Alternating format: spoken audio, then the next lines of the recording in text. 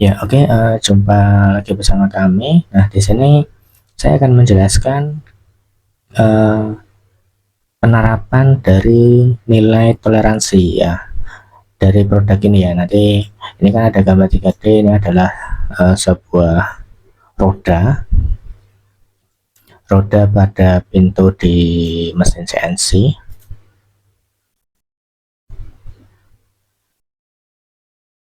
Nah, ini rodanya di roda di bagian sini di dalamnya ini ya.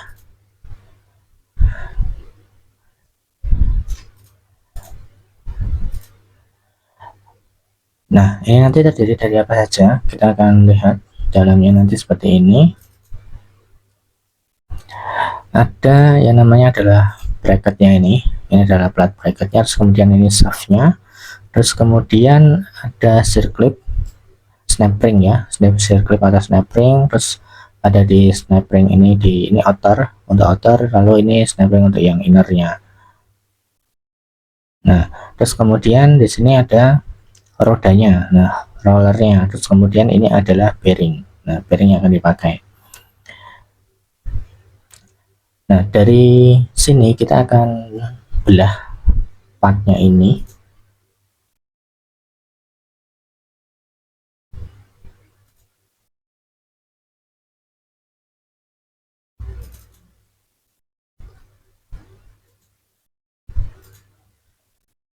Nah, akan seperti ini ya. Ini adalah pembelahannya. Dan di sini shaftnya ini berpisah ya. Ini pisah dengan ini ya. Jadi nggak bareng dengan bracket yang platnya ini shaftnya. Jadi di sini ada space-nya. Terus nanti di welding ya, di welding di area sini. Nah, terus kemudian snap ring-nya itu ada di area di sini ya. Ini snap ring yang di sini. Lalu ada snap ring di sini juga. Dan ini ada bearingnya. Nah, oke, saya akan tunjukkan gimana gambar kerjanya ya.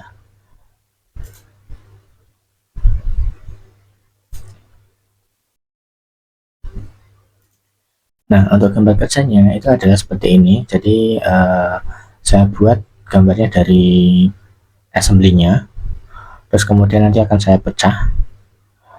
Ini ada bracket wheel-nya, terus kemudian ada roller D50. D50 adalah rodanya ini, diameternya karena 50. Terus kemudian ini ada circlip-nya. Terus kemudian ini ada bearing. Bearingnya ini adalah seri 6000. Ini saya pakai seri yang punyanya merek SKF ya, karena yang sering dipakai itu adalah itu di industri, terutama dari ketahanannya itu memang bagus. Terus kemudian ini ada circlipnya juga.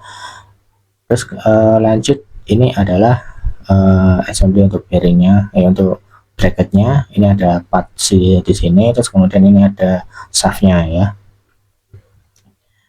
Nah, di sini untuk diameternya, terutama yang di bagian tengah ini saya kasihkan nilainya adalah 12,1. Kenapa?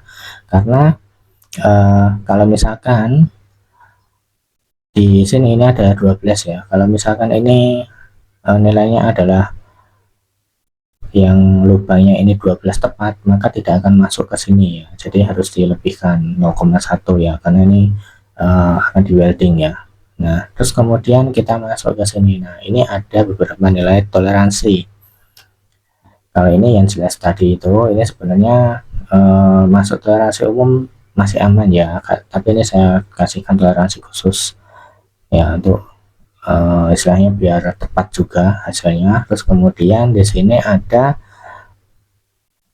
ini nilai toleransi diameter 10, plusnya adalah 0, kemudian untuk yang toleransi minusnya adalah 0,15. Nah, kenapa? Karena di area sini kan, di sebelah sini ya, ini adalah posisi untuk bearingnya. Bearing itu biasanya adalah H7. Nah, berarti ini nilainya ini adalah masuk ke kategori H7. Jadi nanti kalau digambar itu bisa dikasihkan 10 H7. Nah, ini kenapa saya kasih angka, karena biar memudahkan operator itu langsung mengetahui nilainya. Kalau kita kasihkan keterangan H7 itu kadang cuman ya bingung lah ya, mereka kadang bingung. Terus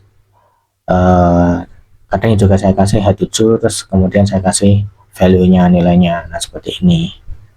Jadi fungsi dari toleransi itu untuk sambungan part berikutnya.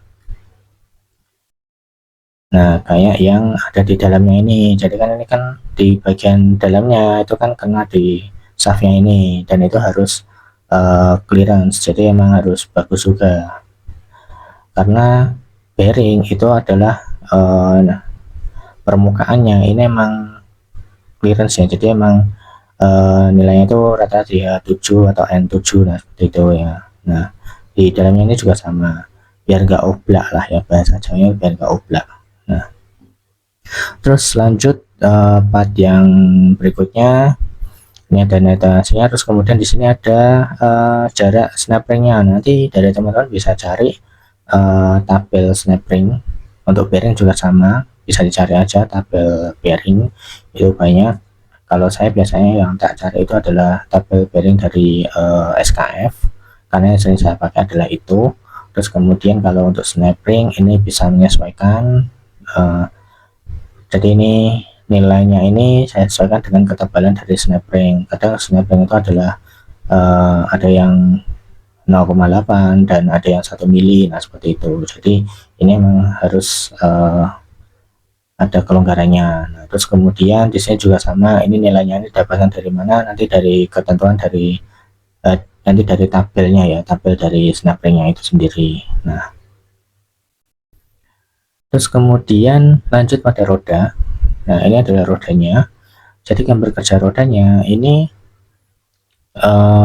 ada nilai toleransinya juga.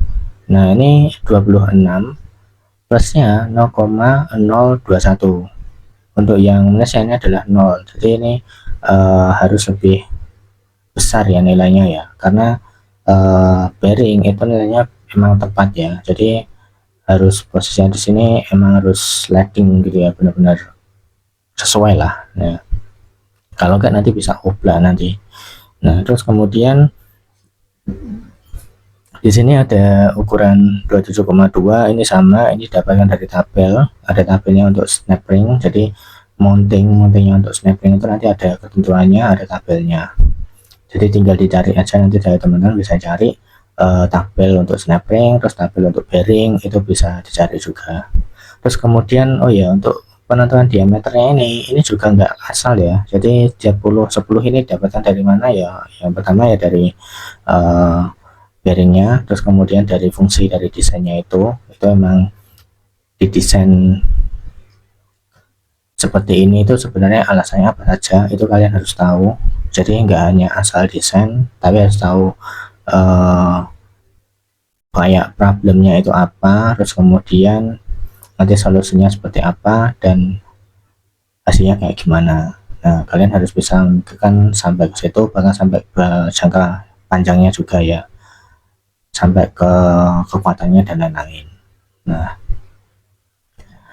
terus kemudian lanjut. Nah, di sini ini akan saya jelaskan juga. Ini selain dari yang ini tadi di atas ada rodanya, ini saya akan membahas yang kaitannya kalau misalkan kalian membuat sebuah shaft, yang mana shaftnya itu sambungnya ada dalamnya itu ada oli, terus kemudian membutuhkan seal, terus kemudian ada housingnya juga. Nah, berarti untuk mesinnya nanti kita harus mengetahui seal apa yang kita pakai ya. Nah, contoh pada gambar ini.